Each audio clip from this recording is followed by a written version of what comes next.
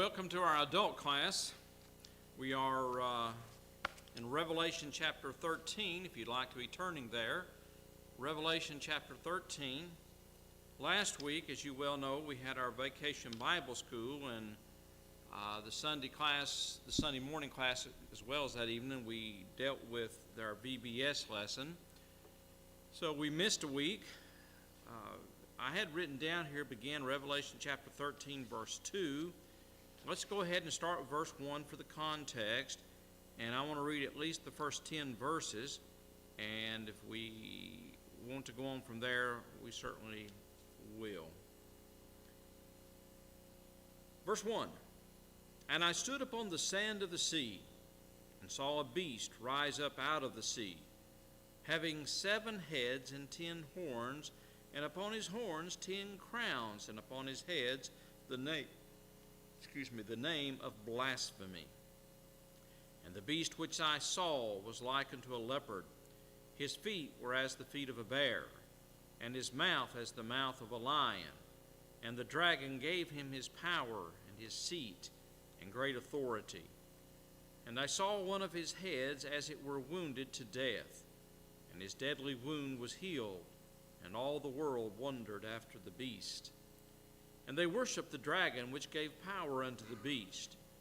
And they worshipped the beast, saying, Who is like unto the beast? Who is able to make war with him? And there was given unto him a mouth, speaking great things and blasphemies. And power was given unto him to continue 42 months. And he opened his mouth in blasphemy against God, to blaspheme his name, and his tabernacle, and them that dwell in earth. And it was given unto him to make war with the saints, and to overcome them. And power was given him over all kindreds, and tongues, and nations.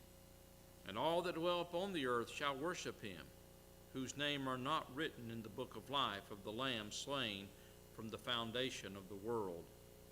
If any man have an ear, let him hear. He that leadeth into captivity shall go into captivity. He that killeth with the sword must be killed with the sword. Here is the patience and the faith of the saints. Remember, John is seeing a vision. This is not to be taken literally, but we looked at verse 1, and I remember discussing parts of verse 2 with you a couple of weeks ago, so I won't spend a great deal of time on that. I'll tell you who I believe this has reference to, and then we can go on. John says, I stood upon the sand of the sea, verse 1, saw a beast rise up out of the sea.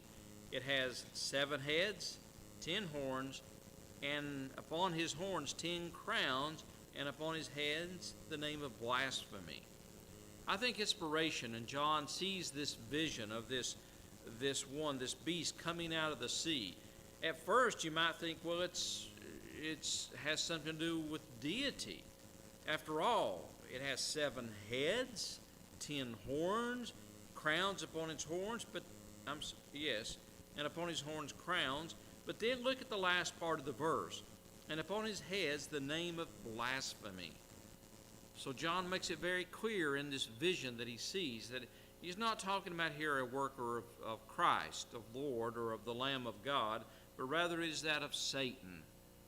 And I think it has reference to Rome, and because Rome was the great persecutor of the church, as we've said from the very beginning. But regardless, we know it's not good. Verse 2, a continued description of this one. And the beast which I saw was like unto a leopard.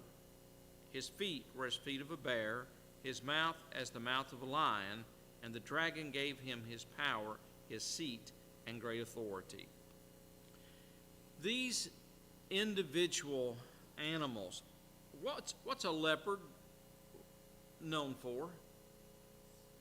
Speed. So it's swift, but yet it has feet as a bear. What's a bear known for? Now, obviously there's many things, but power. Someone else say something else? Power.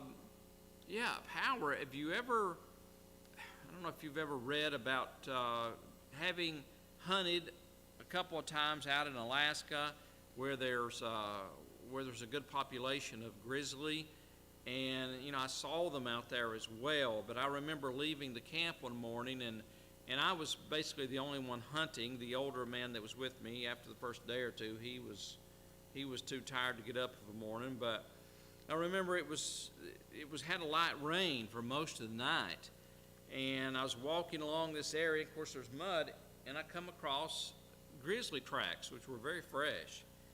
And I've never seen anything like that. If you could imagine a pie plate being the palm, and then, here was the palm, and then out here literally some 6 inches where the claws, hit. And I thought, my. And I stopped right then and made sure that I had one chambered, safety was on, but in case I ran into that bear, because the guy that dropped us off out there, and you're out in the middle of nowhere. There's no phone to you. We didn't have a satellite phone. Certainly there's no way to call or anything like that. But he said if you come, in close contact with a grizzly, he said shoot in the ground in front of it. And he said most likely it'll run. He said if it doesn't run, he said shoot to kill. That was his personal advice. But anyway, you can imagine what a powerful animal, especially with feet, paws, if you will. His feet were as the feet of a bear. So you think about a beast like swift as a leopard, yet having the power of a beast like a bear. And his mouth, how's it described? The mouth of what? Like a lion. And if you have seen lions, I'm sure we have at zoos and other things, but they have the powerful jaws to bring down prey. Because I won't go into all that, but nevertheless, we're describing here what John has seen in his vision, a formidable foe. How else would you describe it? A formidable foe that Christians were facing in Rome. And I think this is important consideration, and I know a lot of this has been redundant, and I think that's the book. But Satan's not to be taken lightly. The problems that the Christians were going through in the first century, John's not sugarcoating it. It's not really as bad as it seems. No, it was as bad as it seems. Now, he's going to show time and time again in every scene there's victory. All right? We are going to overcome. Christians are going to be victorious in the end. But having an easy life here was not promised to early Christians. And I think there's even a lesson for us today. We live in a world of evil. We live in a world where bad things can and often do occur. We have been extremely blessed here in America. In our generation, and I will say even the last few generations, have been extremely blessed. If you look at the world, some of the wars and things of that sort that have gone on, if you've ever had an opportunity, and if you ever get an opportunity to go to Africa, you ought to take it. And you'll understand how wealthy and how blessed we are. Yes, we have problems with health sometimes. People die here like they do in every other part of the world. There's grief, there's pain, there's misery at times. But when you see people living in thatched huts, and as I mentioned before, in one village that I got to go into, the oldest man, so they told me, that was there, he was sitting in his thatched hut. There was a fire, and it wasn't cold, I didn't think at the time. Certainly of the mornings at that time of year where we were there, it was relatively cool. But there was a fire built in the middle of that thatched hut, and he was huddled up around there. And of course, the woman who was taking us, kind of giving us if you want to call it a tour of the village, she spake to him. But he was blind. And it was a pitiful sight. And I asked about his age, and he was 60. People just don't live that long there because of nutrition, lack of medical care, proper medical care, etc. So we're so blessed, but yet, even here in America, what if we were, had a major issue, a world war, and that war will come to our doorstep, not in Europe perhaps. But, there can be a lot of problems. Paul would say in 2 Timothy Yea, and all that live godly in Christ Jesus shall suffer persecution. So the early church, he's not sugarcoating this. This is a formidable foe that you're facing here. And Satan has given him power and his seed and great authority. Later we're going to read down here it was 40 and 2 months, which I think is significant, and we'll talk about that perhaps when we get there. All right, and again, I don't want to be too redundant because I know a couple of weeks ago we looked at the first couple of verses. Any comments before we go further?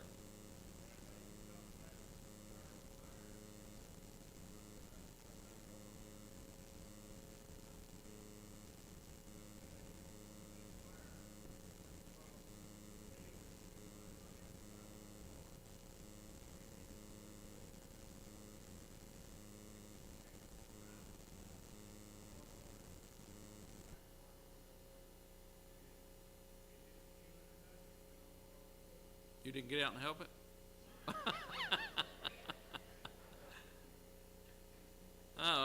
It's... well, could very well be. Black bear in our area can get up to 400 pounds plus, and that's a big one. But Connie and I saw a huge black bear. Most of the bear we see are not that big, but we saw one monster in our area. Actually, it's in our community.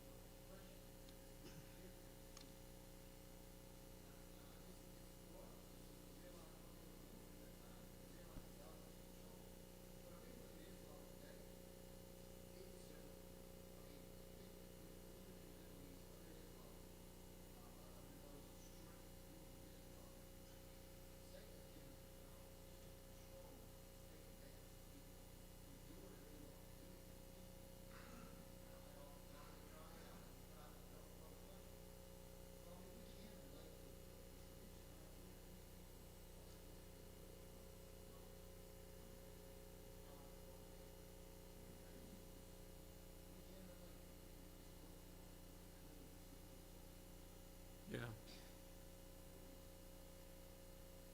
All right. Verse 3. And I saw one of the heads as it were wounded to death, and his deadly wound was healed, and all the world wondered after the beast. I looked at several different individuals, what their thoughts were concerning who or what this was that was wounded to death and that overcame that problem. Some people thought it was Nero. Nero, as a emperor of Rome, he did dislike Christians greatly. He blamed the great fire in Rome upon Christians, and some people believe he had bad health. One occasion near to death, he overcame that. Others thought it had something to do with Domitian. Others thought it was Rome itself, that Rome had gone in. There's some historical evidence of this, that Rome had, in one particular time, due to an emperor, and I don't know all the details, I didn't research it that long, but that one of the emperors had had a lot of problems and he was replaced, and the other one kind of brought the kingdom back, or the empire back. I don't know. I don't know that it's important for us to know this detail. But it is the fact that it says all the world wondered after the beast. They were amazed that this one had overcome what supposedly was a death blow, but he was healed.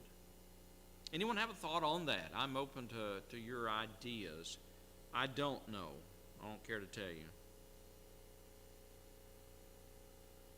But those are some of the possibilities, at least that I read as I researched this. Verse 4, and they worshiped the dragon, which gave power unto the beast. Who do you think the dragon is here? I think so. I think it is Satan. Yes, it's depicted as Satan. And later on, I think that becomes very clear. It's actually been clear in the past as we've read about this dragon. But it gave power unto the beast, and they worshiped the beast, saying, who is like unto the beast? Who is able to make war with him? I know, again, it's redundant. I've said it before, but if you were living in the first century and you saw this magnificent power of Rome, and its military, how it had so much success in the world at the time. And Christians, who are we? How can we overcome such? Jesus says, this world, we don't live after this world. We don't bear arms. Remember whenever Peter drew his sword and missed and cut a man's ear off, Jesus rebuked him, put up your sword. So it's not a physical kingdom. If this were a physical kingdom, and I mean by that Christianity, if it were a physical kingdom, then would my servants fight? But it's not. It's a spiritual kingdom. And how can we, as spiritual beings, what an awesome enemy it must have been when they considered Rome. Okay? In other words, it had to be deflating to them. And I think that's what this whole book's about. It's encouragement. And you're going to see this later on in the book. Verse 5, there was given unto him a mouth speaking great things and blasphemies, and power was given unto him to continue 42 months. Now there's two things here of importance. He was speaking blasphemies. What is blasphemy? All right, ridicule, what, Ted? Speaking against. Pardon? Belittling. All those things are accurate. Thayer says, it is slander, which is really what all of you have been saying. Injurious speech. To do reproachfully, speaking against. Strong says it means to rail against, to speak evil against. But you get the idea. So there was power given unto him to blaspheme. But how long was this to continue? Was it an infinite amount of time, meaning it's going to be forever? No. It's 42 months. 1,260 days. I mean, we see this time frame in my personal opinion as we've read through this, and these times come up again and again and again. I think it simply means it's limited. It's not going to be forever. It's going to end. Okay? I don't, in my personal opinion, given the nature of the book of Revelation, I don't think they could say, okay, now we've got 38 months and 10 days left. It's going to be over. I don't think that, okay? I think he was simply saying, communicating to the people that read it, it's not going to be like this forever. It is a limited time. Hang in there. And later in the book, we talk about the patience of the saints, how that they would remain steadfast, endure through this time. Verse 6, and he opened his mouth in blasphemy against God, to blaspheme his name and his tabernacle, and them that dwell in heaven. Have you done any research, or do you remember early, actually before we even began to look at the book, how Rome was viewing or thinking or treating Christianity? It's kind of odd in a sense, because Rome was not, they were very polytheistic, meaning they worshiped a lot of different gods. They recognized if they overtook a nation, a foreign country, and they worshiped something, then Rome would consider it. They wouldn't denounce it. They did denounce Christianity because it went against everything that Rome stood for, in essence. They viewed Christians as atheists. Why would they think of a Christian as an atheist? Yeah, only. Christianity, they recognize Jehovah, one true and the living God, the God of Abraham, Isaac, and Jacob. I appreciate the song that Tony led to begin with. I just love that song. If you look and pay attention, as we should, all the songs, the words of it, how great thou art. So we acknowledge that one true and the living God. Well, what about the gods of Rome? No, we don't believe in them. What about the emperor? No, we don't believe the emperor is a deity. Well, what about, this, that, and another? That? No, we don't believe that. We don't accept that. We don't embrace that. We won't bow down to the emperor. So they called us atheists. They had believing that we were cannibalism. What's cannibalism? Yes, to eat human flesh. Why would they get that? Any ideas? The Lord's Supper. You know, we read in the book of Matthew, Jesus said, take, eat, this is my body. Well, did he mean that literally? Here, take a bite of my arm, all right? Is that what he meant? Of course not. But they interpreted in a literal sense that Christians were, they were cannibalism. And if you were to tell other people, this person's an atheist, they're cannibals, and you could have a long list of, these things, it makes you think, well, why would any nation even want to keep them in there, be around them? Who would want to be a neighbor to such a person? I'm trying to think of a few other things off the top of my head, but I had one I just let slip.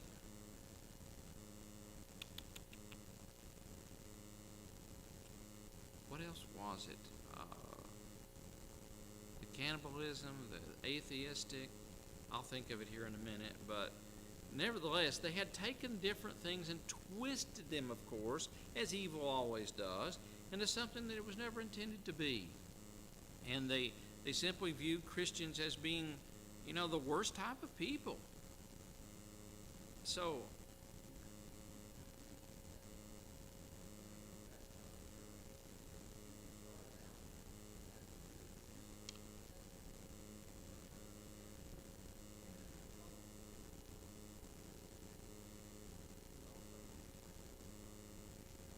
well, they certainly did.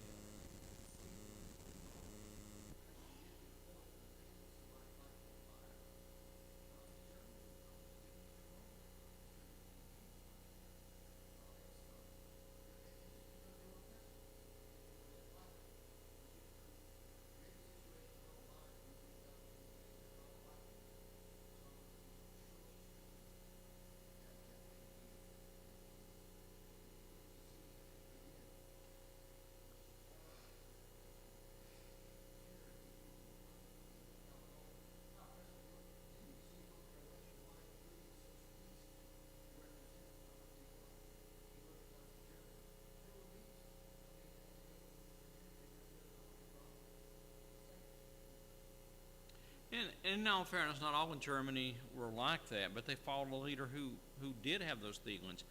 Hitler, he thought that the Jews to be an inferior race, that they would hurt the Aryan race, that they would hinder the master race, if you will, and they would be better off to be literally, wiped off the face of the earth.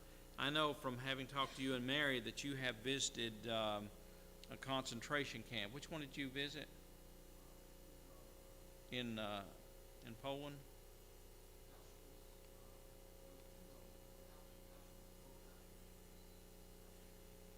I would recommend a book. I think all of you should read. It's an enlightening book. It's about Auschwitz. I can't even say the word. But it was a Dr. Mengele, the medical doctor of that concentration camp, and every time the trains would come in, they would have selection. And the man who wrote the book, it's several years old now, but it's such an enlightening book. He would they would ask the questions as the Jews came off these train cars, and all would line up there. Any doctors? Well, he was a doctor, so he had raised his hand. And Dr. Mengele, the German doctor, began to, ask him questions. Well, he spoke perfect German because he had attended schools, medical schools in Germany, prestigious schools in Germany in the past. And anyway, due to his perfect, German, German English, the language, the speech, thank you, he was chosen. And he was basically as an assistant to Mengele.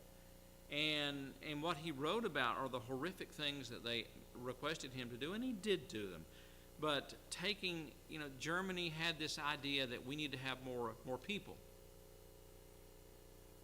More people meant, one woman, if she had twins, that'd be even better. So they would take anytime they saw an identical twin, they would take those twins and in essence, they would run every test they could think of, then they would kill them. and by putting certain type of fluid or whatever in the back of their skull, and then he would do this intrinsic, autopsies trying to find out what led these mothers to deliver twins.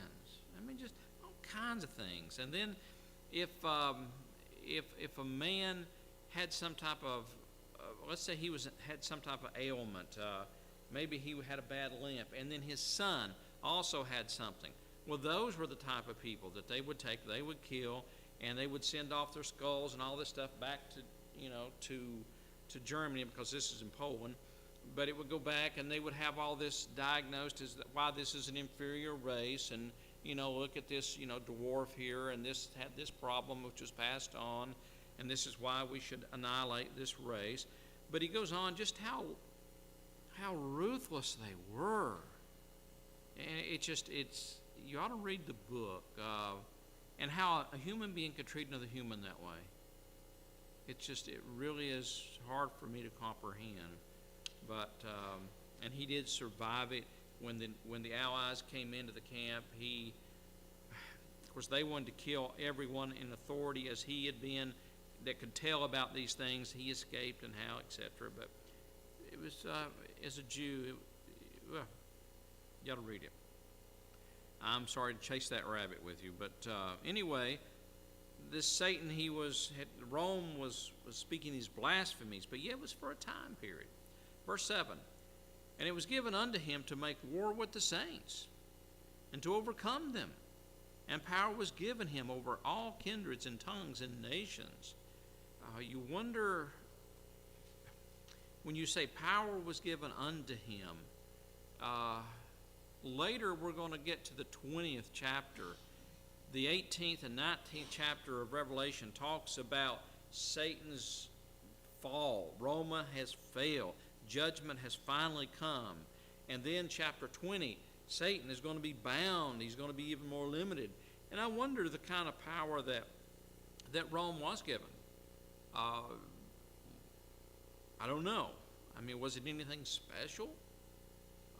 Or was it just a description of the fact that Rome, because of the size and so on, that Rome was in a position to go to Christians' homes and demand that they bow down and give emperor worship. If they refused, to either kill them, take their homes, possessions, and so on. Perhaps that's the power that he has reference to.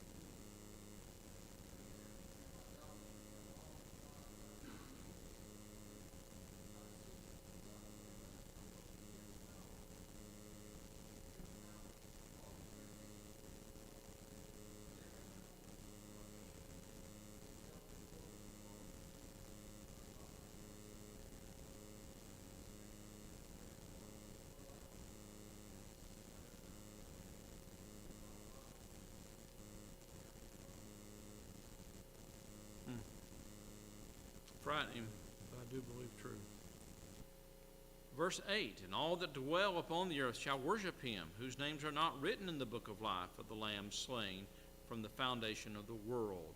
So it's going to be, most people are going to be worshiping this beast and worshiping him, bowing down, doing obeisance to this emperor, living under the dictation of Rome, all those except those who are written in the book of life. What is this book of life?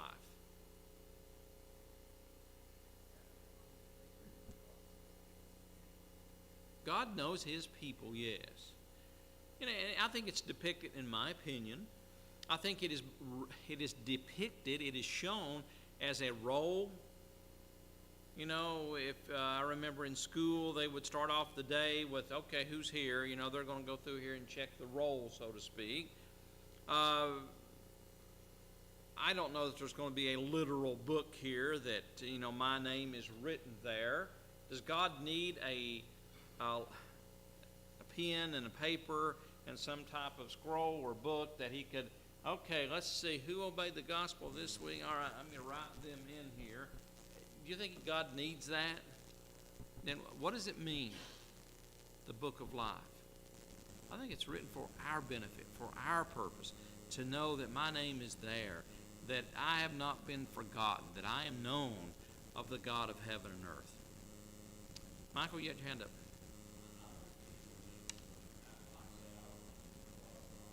Okay.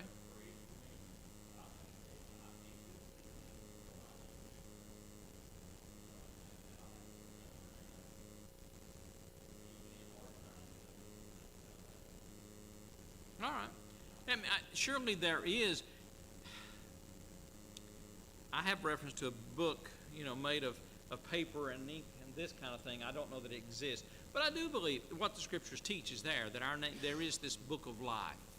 All right? And again, you may be right. I don't know. But it should bring comfort to us, absolutely. Because who in here, we saw Elijah, this depicted if you were here in VBS. He was in his chariot, and of course I don't know how much time Bobby spent on this whirlwind here going up, but how many of us do you think are going to end up like that? We're going to be taken from this earth in a whirlwind. Now, if Christ comes back today, all living we won't suffer death in the literal sense. We'll be changed. We'll go from that point. But what I'm trying to say is we're all going to face death. That's coming to us all. And I think I think it'd be morbid to sit around and dwell on that all the time, but that's my great grand. I mean, how far back do we want to go? And while we don't want to think about it, that's coming to us each, and that is all we have to think about in the sense of hope in, that our names be there in the book of life, that I have that, that hope of eternal life, which God that cannot lie promised before the world began. It's coming for us all. And we have that hope. So whether it's a literal book or not, I don't know, but I do believe God knows his own. All right, thoughts or comments otherwise about this? If any man hear, let him hear. What does that typically mean? Did a lot of people in John's audience not have ears?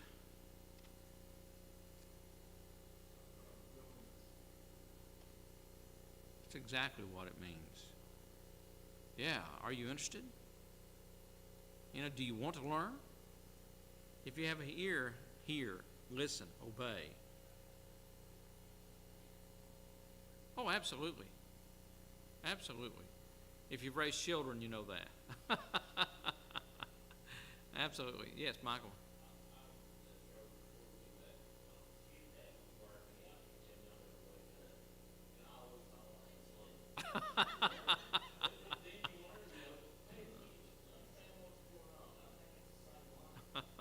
That's a good illustration. You were wide awake, weren't you? All right. Verse 10, he that leadeth into captivity shall go into captivity. He that killeth with the sword must be killed with the sword. Here is the patience and faith of the saints. You ever heard the old saying, what comes around goes around? I think in essence that's what he's describing here, at least in my estimation. He that leadeth into captivity shall go into captivity. Rome, you as a nation, you as its people, you have afflicted these punishments, you've imprisoned people.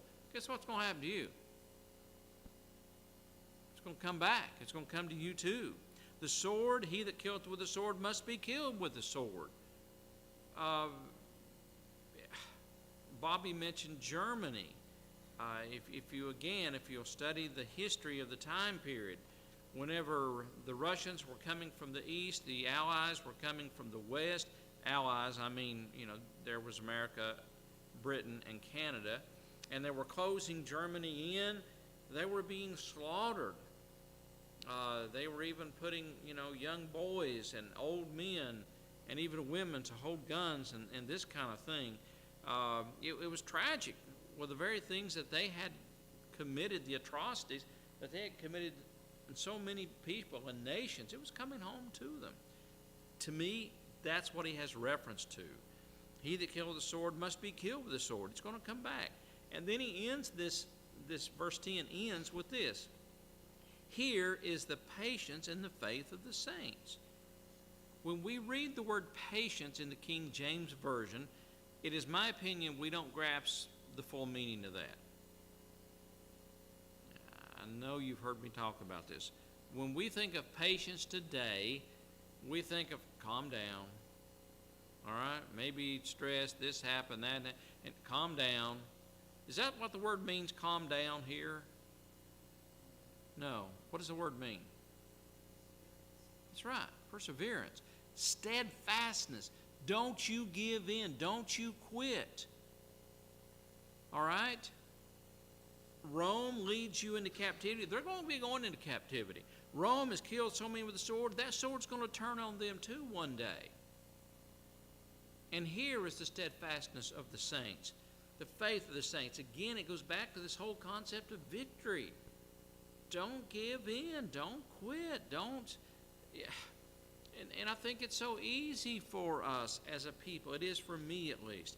You're trying something or whatever, and it's so easy to become discouraged and give in. If you've raised children, there's always trials and difficulties, sometimes even in marriages and so on. We could go into a lot of different relationships in life. But no, be steadfast.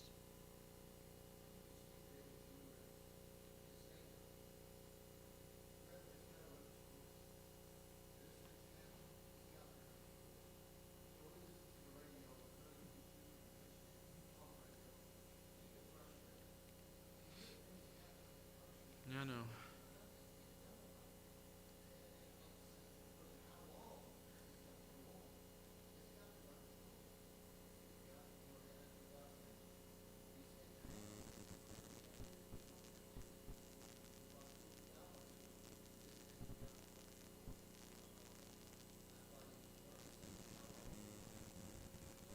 Yeah. Patience. All right, very good. We have, if that clock is correct, a couple of minutes. Let's go ahead. We haven't read this section. It's somewhat 7 verses long or 8. Let me go ahead and read this. That may take up our time, but we'll introduce it for the next time, next class. Chapter 13, verse 11. And I beheld another beast coming up out of the earth. And he had 2 horns like a lamb, and spake as a dragon. And he exerciseth all the power of the first beast before him, and causeth the earth and them which dwell therein to worship the first beast, whose deadly wound was healed. And he doth great wonders, so that he maketh fire come down from heaven on the earth in the sight of men, and deceiveth them that dwell on the earth by the means of those miracles which he had power to do in the sight of the beast, saying to them that dwell on the earth, that they should make an image to the beast, which had the wound by a sword, and did live. And he had power to give life unto the image of the beast, that the image of the beast should both speak, and cause that as many as would not worship the image of the beast should be killed. And he causeth all, both small and great, rich and poor, free and bond, to receive a mark in their right hand or in their foreheads, that no man might buy or sell, save he that had the mark, or the name of the beast, or the number of his name. Here is wisdom. Let him that hath understanding count the number of the beast, for it is the number of a man, and his number is 666. That is simply 666, which I'm sure you've heard of. All right, our time is up. I know some of the classes I think are coming out. I appreciate everyone's participation. Again, so much of this is so symbolic. simply doing the best we can to, I think, get the gist of its meaning. But Lord willing, we'll start at verse 11 next week.